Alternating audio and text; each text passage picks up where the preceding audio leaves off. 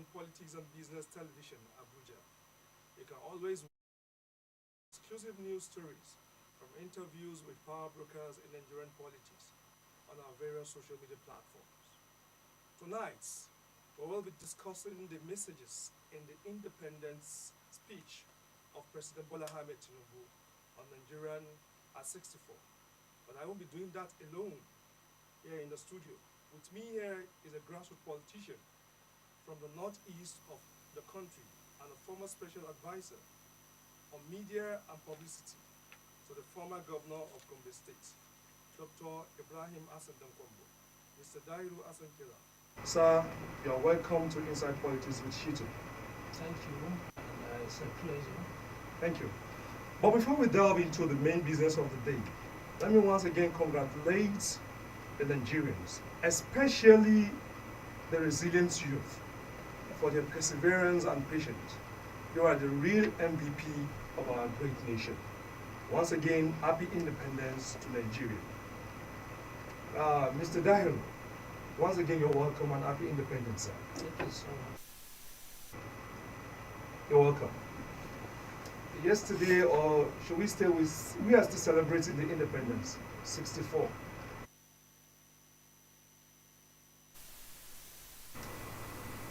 And it's a great thing to celebrate, as we know. But the president of this country delivered his speech yesterday. There are a lot of mixed feelings and reactions on this message, the speech particularly. What could you see? How could you describe Mr. President's speech? Let's start by that. Well,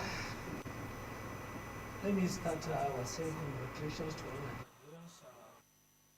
Even for noting everyone is alive and healthy, I think there's all of it to thank God for that and to congratulate ourselves.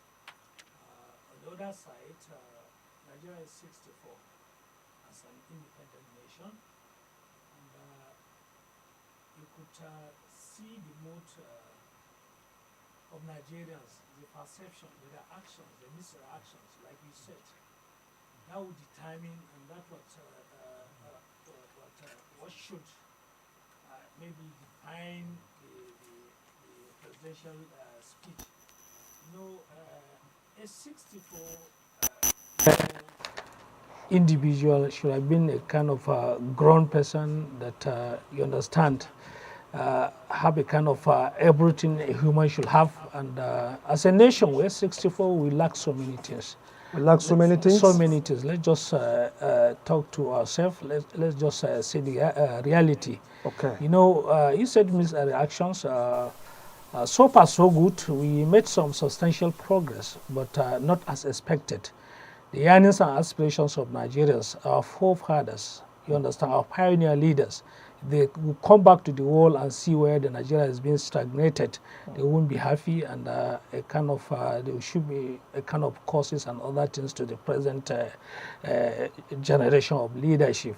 You know, so many people expect entirely something different in the speech, and myself too. Okay. I watched the speech from the start to the end, and I don't expect, with the prevailing situation in the country, with the higher expectations, yearnings of Nigerians, there's hunger in the land, people are dying, a lot of things are happening, very, very unprecedented in the history of Nigerian nationhood. And there are a lot of challenges, and these things are a kind of ripple reaction or ripple effects of the policies of the present administration. And this is 1 year so far in the journey, you understand. And still, like the president said, there's light at the end of the tunnel. But we are still at the middle of the tunnel. The way things are look like. Okay? If you say we are still in the middle of the tunnel, that means we are not at the beginning of the tunnel again. Definitely, if the journey wants to start, you start the journey from somewhere. And definitely, gradually, you're moving. So if you are to say that we are in the middle, that means there is a progress. You know, we run a democracy, a presidential democracy that runs in 2 terms. The first is 4 years, and eventually You're lucky. you are contesting and coming back, you have another leg of 4 years. You understand? Yeah. A journey of 3 years, when you took a substantial 1 year into that journey, people will expect you to have moved to a kind of long distance. But the way things are look in Nigeria, people have been crying. Even the president said it categorically clear that Nigerians should be patient. You understand? He begged Nigerians. You understand? If someone is begging you, there's something that he didn't provide. He's That's begging, his own responsibility. Like Mr. Dairo, when you say someone is begging, the president is fully aware, because in his speech, I think the first paragraph he said that he is fully aware of the struggle of many Nigerians and that they are facing at the moment, such as rising of living costs and searching for meaningful employment. Understand? So if the president could come out and say this to Nigerians, it means, can't we say, shouldn't we give him that that's a level playing ground? Like, okay, let's see where the journey is going to. No, action should be louder than voice. You understand? At this prevailing situation, at this critical moment, you understand, begging Nigerians will not solve the problems. It's just 1 year? 1 year is not just in a term of 4 years. We are more than a year now. So it's not just, you understand? And for how long do you expect Nigerians to go through all this hell? You understand? I said it earlier, people have been crying. You understand? I think this is the first kind of situation where all Nigerians, irrespective of their status, people are crying. The cost of living is rising.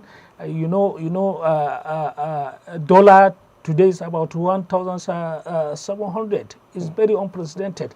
And when you said there's a light at the end of the tunnel, you understand?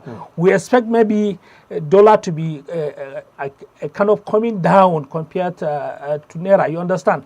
But even at the president issued that speech, the Naira is still being weakened by the dollar. The dollar is 1,700. A lot of things are happening. The price of bag of rice in the market today is more than 100,000. How much is the minimum wage that people have been begging, pleading, doing protests and all that things? Like I said, you watch the mood of the nation. People have been protesting on the street in Nigeria. Everywhere is chaos.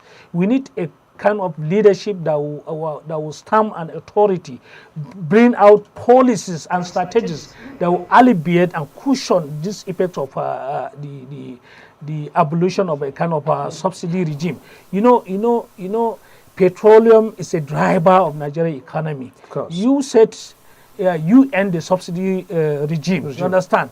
That the money you've been paying is subsidy. You understand? It's the money that you said you plot, you sent into the economy. You understand? A kind of you've been giving governors money. You understand, a lot of things, and there's no economy that grows with just giving people stipend. You understand? If you want to grow an economy, look at the outside world. How are they doing? Even the US, the UK, the advocate of democracy. We have a template to borrow from. But if you said in the whole world, there's no nation that grow by giving its citizens a kind of stipend or even feeding its citizens. You understand?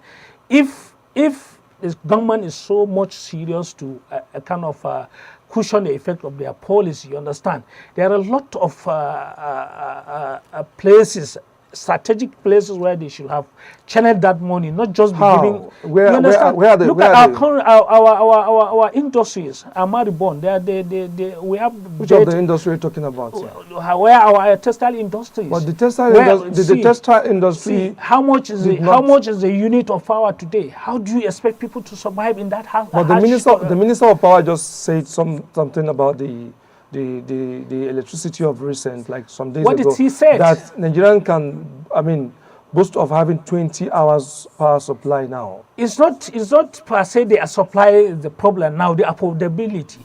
You understand? The people that operate like barber shop and other things, how do you expect them to a kind of withstand all this increase of power, this thing? So I think if government are so serious to alleviate the sufferings of Nigeria, you see, there are a lot of things to do. Let them challenge the money into the energy, subsidize the energy sector, subsidize a lot of things. But we tend to pretend doing something genuinely. But at the end of the day, 1, 2 poets, they will still come up begging Nigerians that if they give them another chance, you understand, they will right their wrongs. You're also a politician, sir. Of course, and even yes. before this government, because as a former special advisor on media and publicity to the former governor, your boss, your principal was a very powerful, individual in the party till the moment, and you working very close to him. There are a lot of, things that happened during the regime of the PDP that the current president is still trying to correct. He keeps saying it, that there are a lot of issues. This problem that we're facing today did not start today. Do you believe that? You see, let me tell you, Nigerians are listening to us. Yes. Let us be sincere to ourselves. Forget about any political inclination or political destiny. You know, the reality is that Nigerian politicians, sorry to say that, you are part of the politician. You understand, complaining, criticizing, brainstorming, you understand. We had when Buhari came into power, saying that they are there to right the wrongs of 16 years of PDP. Where were Nigerians during the PDP? Where are we today? You understand? Are you saying that we are still in the same place that we were 16 years ago? See, things are getting worse by the day. Tell me what has changed positively. Before Buhari or APC government came in power, we know how insecurity was fighting where your region, the northeast. But today, we can say that in the presidential speech, there was a statement that about 300 terrorists were being killed. You understand? You cannot kill 300 terrorists where this insecurity is not prevailing. You understand? When PDP were in power, I'm not, you understand, speaking for PDP or any other. I'm speaking as Nigeria. Yeah. What I'm saying is, look at it. When Buhari was in power, when PDP were in power, we have only a kind of Boko Haram in the northeastern part of the country. Today, what do we have? The northwest is a kind of hotbed of all sorts of criminalities. Nigerians, more especially the northerners, are peasant farmers, you understand.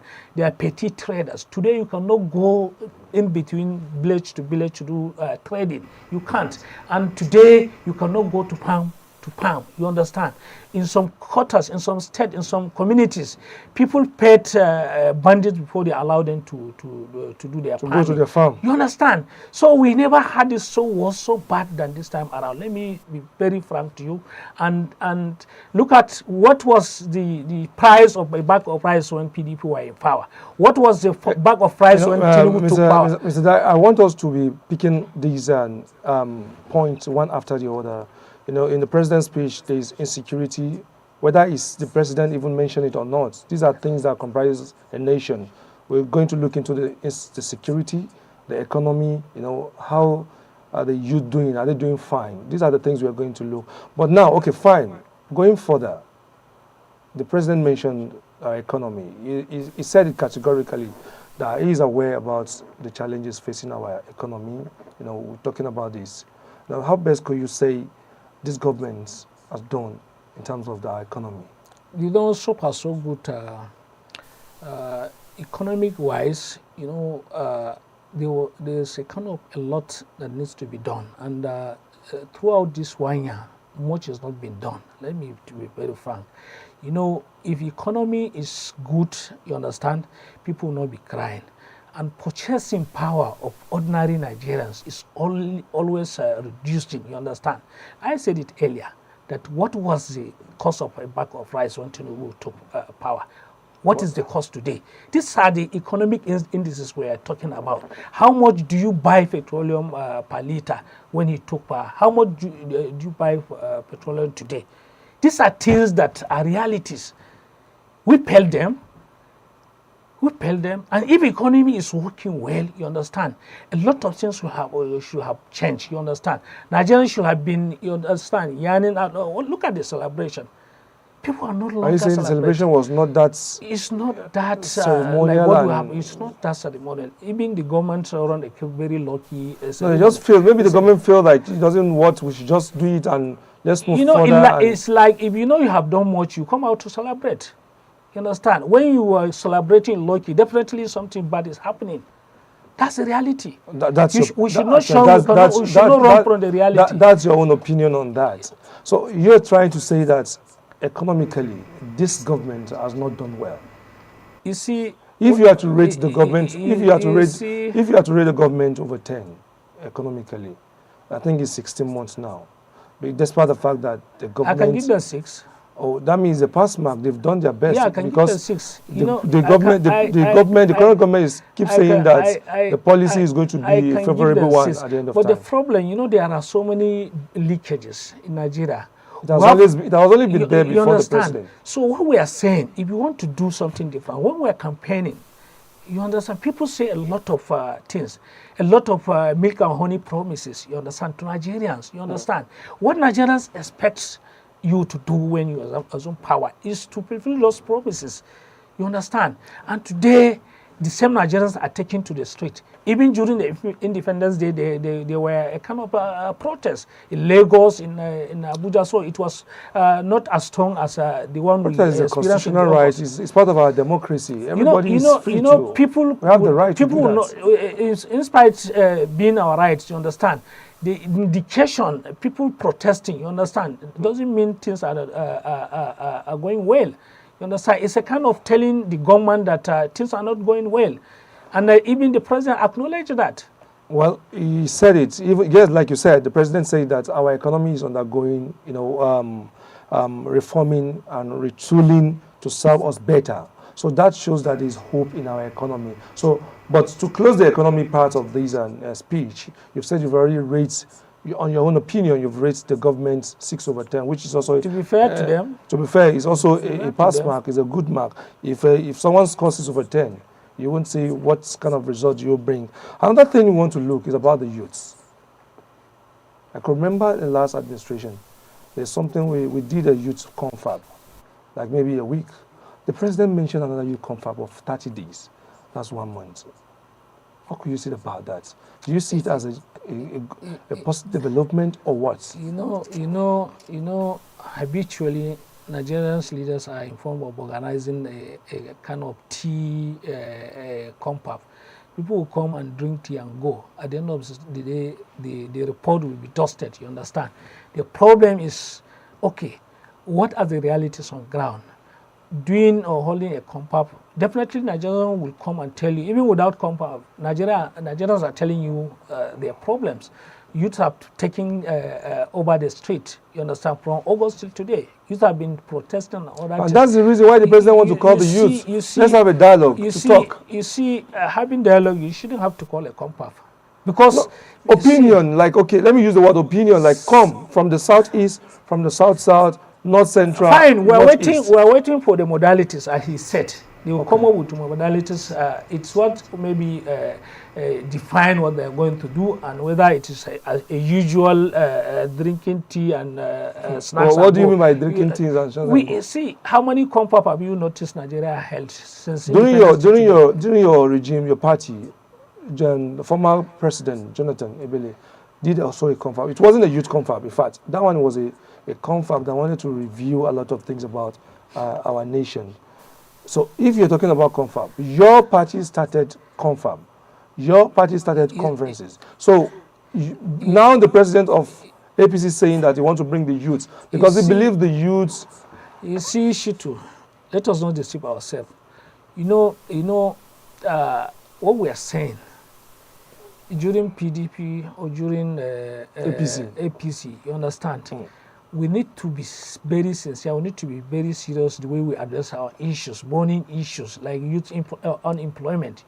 You understand? Yes. The unemployment rate is always rising by the day. You understand? Do you need youth to come to a kind of small gathering to tell you this is our problems, apart from what they have been saying on the street, on the televisions, on the social media? You understand? You know the problems. Go and address them.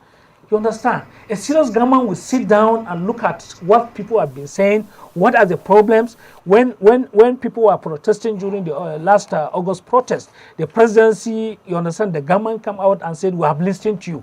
You understand? Saying they have listened to the youths, you understand? That means they know what the youths are aspiring for. You understand? I expect the government to come up with a policy that will address those problems that were being raised and mentioned during the last protest. Even during the last 1st October, 2 or 3 days ago, youths were saying the same thing. So you don't need to call for a compap to tell or use to tell you their problems. You understand, before you address them. And let me tell you, he acknowledged that the youth constitute over 60% of the Nigerian population. You understand, which is very huge, which is a very influential number. You understand, and you cannot expect those people coming to power, spending 1 year. You want them now to come and tell you their problem. Meaning that when you came into the power, when you have been campaigning, you understand, you doesn't even know the problems that is affecting our youths. I mean, President calling the youth to come now doesn't mean that he doesn't know what's the problem facing the youth. Let me tell you, the push factor of criminalities and all that is majorly is unemployment. Yes. Like, and it's tied down to the economy. You understand? If the economy is working, you understand, so many companies, so many, you understand, government agencies and apparatus will be employing youths into their services. You understand? But today, what we have, because of the harsh economy, people are disengaging instead of engaging. You understand? I think these are things that government should have looked into. You understand? What is the problem? What causes those problems? What are the solutions? You understand? And he doesn't know you have a Minister of Youth. You understand? Didn't you think the issue of this unemployment among the youths should not only be focused or should not only be done by the federal government? Why can't you also call the private sector? You know, I told you, maybe you didn't listen well. The problem is tied down to the economy. There's no way private sector will operate effectively to give them avenue to engage our youth without the economy or without a kind of conducive atmosphere. You understand? People are like the power issue mentioned. You understand? Many companies are crying. Many companies are closing. Why? Because they are losing. Why should they be losing when they are doing business? Why should they be losing? No, are you trying to say the policy of the government is not... Watch always in business, there's loss and gain. Of course. You understand? So it's not a new thing when the company is saying we are closing because we are losing the atmosphere. It's not conducive for us to operate. When you say the environment is not, the atmosphere is not conducive, how do you expect someone to come and invest in the states like Zamfara and other places? Well, it's not only Zamfara that is in Nigeria. We have other states. This is what we are saying. Also in an advanced country. They also have their own challenges. See, there's no nation that doesn't have its own kind of challenges. You understand? But most of them are surmountable. You have, every nation has its own policies and strategies to surmount its own problems. Are you saying Nigeria, we don't have our own strategy? After the president keeps saying that policies... You say keep saying. If the strategies are working, you cannot keep saying. People will be seeing the results. That's what we are saying. Are we not seeing results? These are realities. What are the results? People taken to the street, people crying, people hanging themselves. The issue of banditry now in the northwest is as reduced to some extent. Yeah, we cannot deny the fact that one of the kingpin was eliminated recently. So it's part of it's an evidence that is it the first time strategy and principle are also working. Is this the first time that bandit kingpin is eliminated? What we are saying, those people are crying always. Listen to BBC, listen to all these media houses. People are crying always. We need to go beyond all these things. They have done well, you understand. But I think their effort is not being enough. You're even being fair by even giving this government, despite the fact that you are not in the same party, saying that... it's fair to give a kind of fair judgment. Even your enemy, when he has done well, you can tell him that. Based on the point question I started with now, before we move away from that, because we cannot just only come and say that government is not doing this, government is not doing that. Fine, we are here to say this is what government is not doing, and we also follow it by it. Let's give solutions. Government, if at all the president or people close to the president are watching us at the moment, whether now or later, what are your advices? The issue of this confab, if you are to be the one, if the president call you as a consultant, come, we want to do this, what will you say to the president? Be fair as a Nigerian. Eshitu, politicians, when even before maybe taking over a kind of a political party flag, you understand, that's emerging as candidate, they have a kind of blueprint. Sure. You understand? That blueprint encompasses all the indices of the economy, you understand? All the areas, the security, agriculture, and other things. If at all you come to power very well prepared, you understand, you must have that blueprint. Your party must have that vision and blueprint, you understand? Implement those things that you have been telling Nigerians during the campaign. This is what we are going to do, this is what we are going to do. Do them first to see whether they are working to Nigerians or not, or they are not working. If they are not working, you can change your strategy. Maybe that's what is happening at the moment. So what we are you saying, might have a blueprint and you have something that you've designed, and when you get to the point, when you get to the battlefield, if you agree with me, things seem to change. That means the strategy is not working. If that does not mean that strategy is not working. Will not be things seem to be changed. Anything can be changed at any point. 1 year is enough to change strategy. 1 year is and that's the reason why the president says he's going to even reshuffle his cabinet. Are you aware about that, sir? Let's see. Let me even say, do you think that point is also something that Nigerians should also give the president a kudos by reshuffling his cabinet? No, when you emerge power, if you know what you're doing and you're well prepared to take that responsibility, we expect you to have people who are going to work with. You understand? And if at the end of the day, the time you have taken to select those people, even during the campaign, during the instruction, all those people that are being appointed, you understand? Yes. President doesn't know them just after he won the election. He knew them, you understand? But at the end of the day, you selected those people, you appointed them, you understand? Yes. And you came and said you are going to relieve some of them because they are not doing the right thing. That's mean maybe your strategy, your policy, you understand, has failed. Because ordinarily, if you're well prepared, you study people very well, you understand.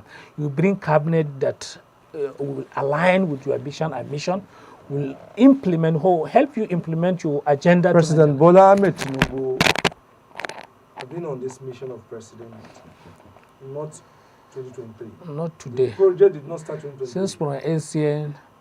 So if you're saying that you should have even have a blueprint or this, means that, are you saying that the president does not know exactly what he's supposed to, when he's supposed to strike?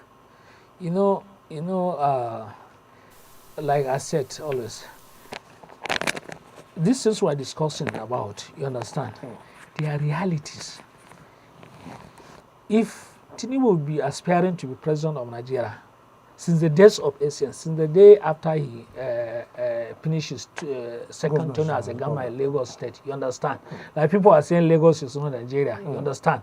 And he eventually emerged and succeeded to be a president, you understand, in 2023. From the day he finished his tenure as a governor to the day he assumed office as a president, it's a long time that will allow him to further study things are, like you rightly say, things are changing every day. You see, then till that moment, do you know how many presidents we have? A lot of policies and a lot of government you are an interesting party watching, you understand, because you want to prefer to come to that and do a different thing these people have been doing, you understand? And that is what he's doing, because he said the day he was sworn in, he said no more subsidy. Did you think is one of the things strategy and one of his plan that no more subsidy again? See, if you say no more subsidy, even a layman knows that governments are paying subsidy. Even after officially ending the subsidy regime. The major determinants of this oil price are forex and other things. Yes. What was the value of naira to dollar when President made that announcement? You understand? What is the present value? And what was the value of petroleum per liter ascertain what's the value of petrol per liter today. So let us be realistic. If you are adopting this policy, make sure that this policy is going to work for Nigeria. What causes all this hardship is the evolution of this subsidy regime. And what we expect that, okay, we are moving from subsidy regime, you understand, Yes. to a kind of a regime that maybe channel the money that's being paid for that subsidy to the economy, you understand, like the security and all that is. And what we always see is giving the governors 5 billion, this and that, you understand. Like I said earlier, there's no economy in the world. You understand? No economy in the world grow by giving people food or a kind of stipend. You understand? This money is too huge. When you invested that money into the economy, you understand? At the end of the day, 1-2 years, you start seeing the impacts. But Nigeria are not injecting anything into the economy. Let us be very realistic. Nigeria are not injecting anything. What are these investments? People are running out from Nigeria. What are we doing to the economy? Nothing. If there's anything government is doing for that economy within 1 year, I believe in the journey of 4 years, today Nigerians should have been feeling the relief, you understand. But things are going from bad to us now. Like I said, what was the value of Naira? Okay, Mr. Dairo, in what way could you best describe the president's speech generally? Let's cap that aspect before we just go. You know, based on your own opinion. You know, I don't expect at this moment President Tinubu will come and tell Nigerians all these stories. Let me to be very Is it a frank. story? It's a story. President giving a kind of national honors. Did you see hope in that speech? Where's the hope? Today, if you read in the newspapers, the House of Reps rejected even the honor that was given to the speaker. A bit from that speech. That is one of the things. There are a lot of things in that. You know, you asked me about the speech. Okay. This is part of the speech. We never expect that. What does that have to do with the economy? What does that has to do with the insecurity and other things? This is not what is going to address our problems. Nigerians are crying, people are dying, and you come and say you award a kind of honor to Senate President, Deputy Senate President, Speaker, and the rest. Is it what people are expecting? Let us be very realistic. You are coming out to tell Nigerians this is what I've been doing to cushion the effect of this administration policy and other things. I'm mentioning this doesn't have any effect, whether positive or negative. People don't expect such national honor at this material time. Where's the hope? So there's no hope in the speech. I'm asking you. That's the reason why you are here. I'm also asking you. There's no hope. We're talking about insecurity. Yes. Where he said about 300 terrorists were being eliminated. Take the record in the past administration, how many people were killed. And that was not part of the speech throughout the Buhari's administration. They have done well. How many Boko Harams were being killed? You agree that the immediate past government did well in terms of insecurity? It's natural. It's natural. You know, when there's insecurity, definitely you see government on the other side doing their own best. It's natural. We can give them that. But with the caliber of the security administrators we have in this country, most of them are from the north. The NSA, the Chief of Army Staff, and Chief of, it's the Army Staff and the ministers, it's both ministers. When you say, and the government has done justice to that region to curb the insecurity. You know, I said it earlier. I gave them that credit, more especially as regard to the killing of Halilu Subobu in Zampara. When the president asked the service chiefs and the minister of defense to move to Sokoto after the killing of the emir of Gobir, you understand? Yes. And they went and they killed Subobu and many of the terrorists, which is commendable, you understand?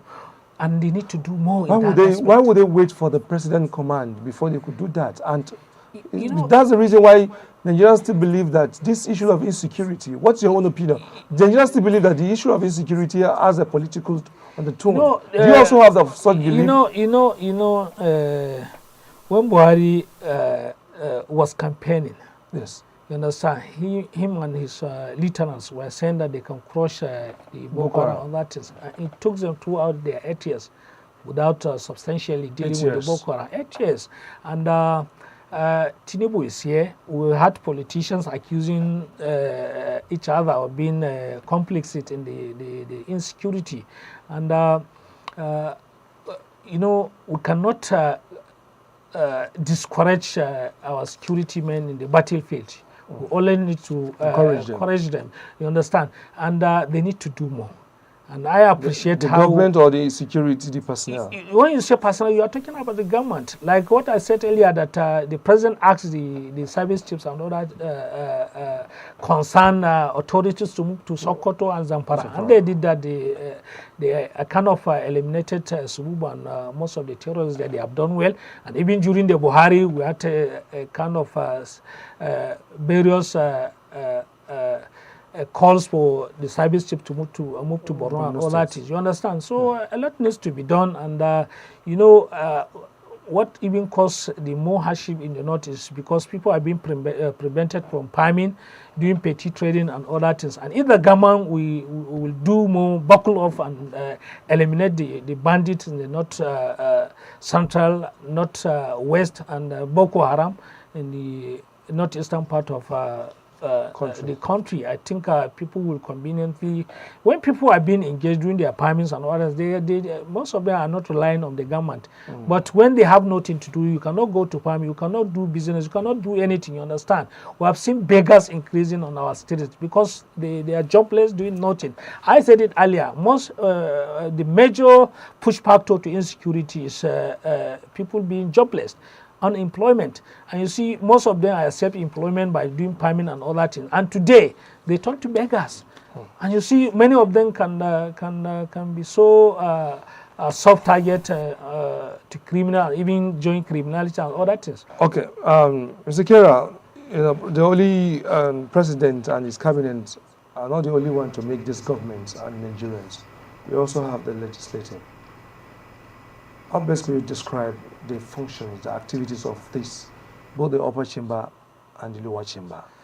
No, I had the Senate President saying they are not robust terms. Someone accused them, the popular activists, and I think you say that essentially the Senate President is a robust term. He said it. Do you believe? He says not. They are not robust terms. That's what I'm asking. This man, Dijadi, you know him. He said that, and he cited an example that even Senate President Akpabio always says that whatever the president wants, they would definitely say yes to it. And most of the time, when they are in a session, when some senators are opposing some motions, the Senate President will not even listen to them and will say it's stamped. So with these actions and with this evidence that is mentioned, I, a person, have not seen that. Do you also believe, because you are a politician, you observe all these things going? You know, what we expect our National Assembly, the composition is comprising of different parties. But usually based on the settings, you find out that those emerge at the leadership, you understand, are from the ruling party who were running a democratic government, where the majority take the day, you understand. So, you know, usually, or rather naturally, you find out that those in the ruling party are the kind of leaders in the National Assembly. And what differentiate between the robust term and not robust term National Assembly is how often they kind of talk to the presidency on behalf of the Nigerians that they are representing. Is that happening or not? It's not happening. That's what we are saying. You know, there was so much accusation and all that is. The cases of Abdul Ningi and Ali Ndime from Borno State, where they raised their voice against the leadership of the Senate and the presidency, and they got suspended. Let me even come in here to also buttress on the point, on the opinions of people that say the National Assembly seems not to know what the main purpose of why they are there.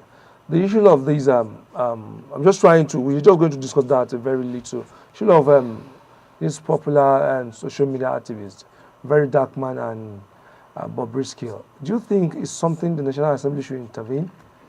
You know, naturally, They should, but looking at the situation on ground, you understand, the problems in Nigeria. The burning issues. Burning issues that are more important Concerning. than all this, more concerning, you understand. So people take them very unserious, though it has to do with national security. Someone being in the prison and say he bribed even the EFCC, you understand, it's a call for concern actually. But there are so many things that should have attracted the attention of the National Assembly more than this thing. Someone even said the government should have set a panel, not even like that's what I'm saying. Number of panels that go and investigate. Looking at the problems at hand, you understand, this one is very minor thing that a kind of committee should handle, and that is, you understand, without doing a public hearing and all sort of time-consuming, time-wasting, and teacup sipping. You understand? So let me be very frank that okay, if the National Assembly are much serious on the flight of Nigerians, there are so many issues.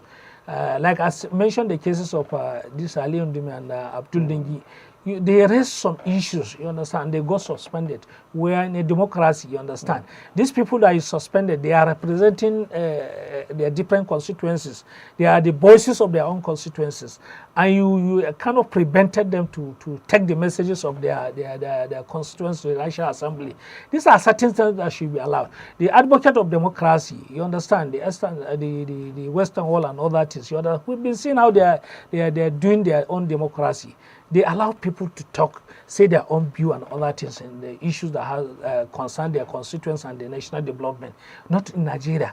Once ever you raise your voice against the sitting government, they will visit you with a lot of things, to some extent even suspension, which is very much unfortunate.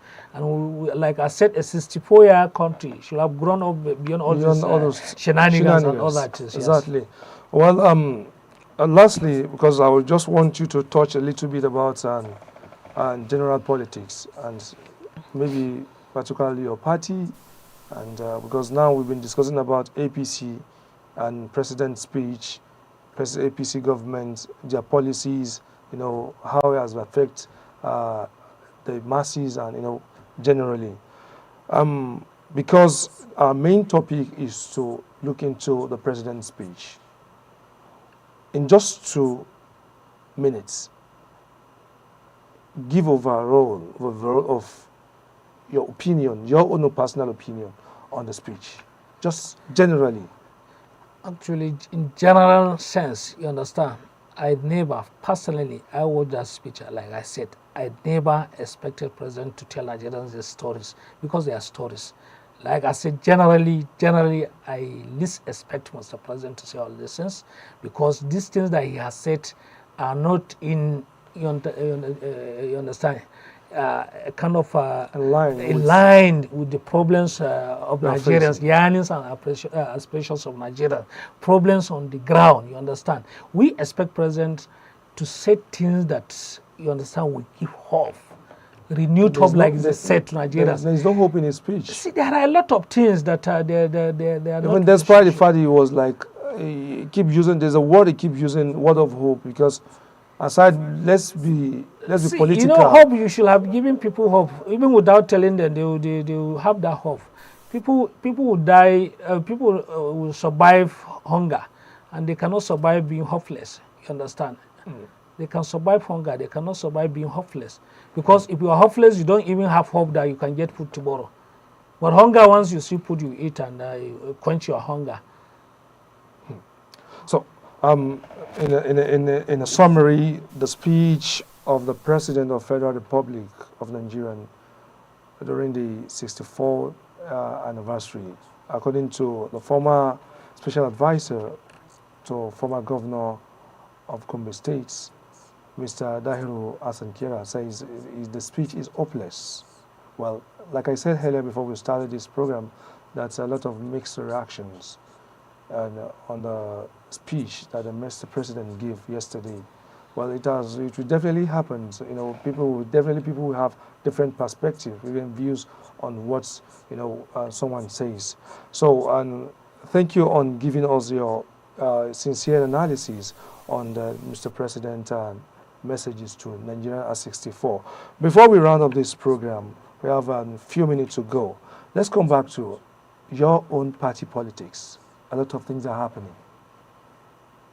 One of it is your actor in your party, in person of the current minister of FCT, has been doing a lot of things. And I find it even, I read it last time, that even the acting chairman of your party says that people are accusing him of being bought by Wike faction. He said allegedly that the anti-Wike should also come and buy him till he's ready. How do you see that statement? It's very unfortunate, and like you said, there's no party that doesn't have its own pockets of problems. You understand?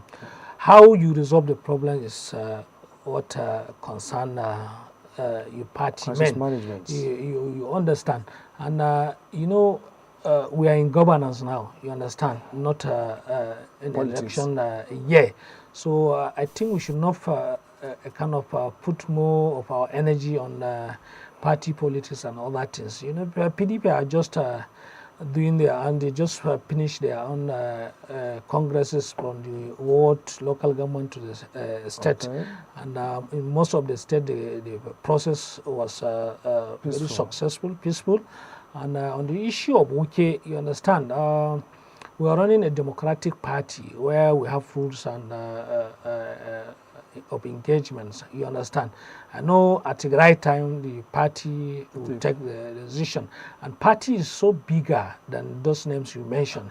The Demagun, the Wike, you understand, all of them. But just it seems these people are bigger than the party, especially the minister of FCT. Take my words. No, which you also know, unless we want to shy away from the truth, because for the former governor, the current minister of FCT, fighting a sitting governor of a state, because he believes that, yes, he is told according to him. And last week we read it on news that even the current governor is saying that people that want to contest for local government chairman and councillor should go and contest under another party. Let me tell you. And you saying that the party is bigger than this name? Let me tell you. We are running a kind of a democratic system. You understand? Okay. Where a kind of carrot and stick approach. PDP are very strategic. Time will come where they will deal with all these issues we've been mentioning. And it's not only limited to PDP. Even the APC, we have been seeing the fight between the godfather and the godson has been in existence in Nigerian politics. We have a lot of historic scenes that we can give testimony that happened, even within the ruling party, even in the present APC. It's natural, it's normal in our politics. Each and every household has its own clear challenges and other things. How you resolve those challenges, you understand, is the most important thing. And I believe, like I told you, that a time will come where all these issues will be resolved. Like I said, I stand my ground that the party is bigger than all these people you mentioned. None of them is a founding father of the PDP. None of them. None of them, I'm telling you. They made PDP as a party, and PDP gave them... There was even a video that was going viral that I saw. I don't know, maybe you also came across the video. The former spokesperson to former PDP and candidate, Alhaji Atiku Abubakar, that's the man Shubomi. He went to Fayoshe, was begging Fayoshe. I don't know, maybe you've seen the video, was begging Fayoshe in language that they should not destroy this party. And that shows that there's a lot of things happening in your party. If there are a lot of things happening, definitely there are a lot of things happening to resolve those problems. Begging someone, you understand, to put his house in order is not a crime. More especially, of course, not a crime. No, it's more especially in politics. You understand? Continual fighting is what causes maybe a kind of situation where there will be a kind of no end in sight to those problems. But people making efforts to make sure that those problems are being resolved amicably, I think they are making efforts. And like I said, these problems will be resolved at the right time. So in a nutshell, the party is bigger than all these names, these actors. The party, well, the party is free. with or without. Of course, it should be supreme. The party should be yes, supreme. it's But supreme. in the sense of PDP that we're seeing today, I am saying, to me, I'm not seeing in that way. You and I lack power to force PDP to But take it's decisions. a power play, actually. Politics is defined as a power play. So lastly, before we go, it's still on politics and it's still on your party. Edo State just did their election, and we saw what played out.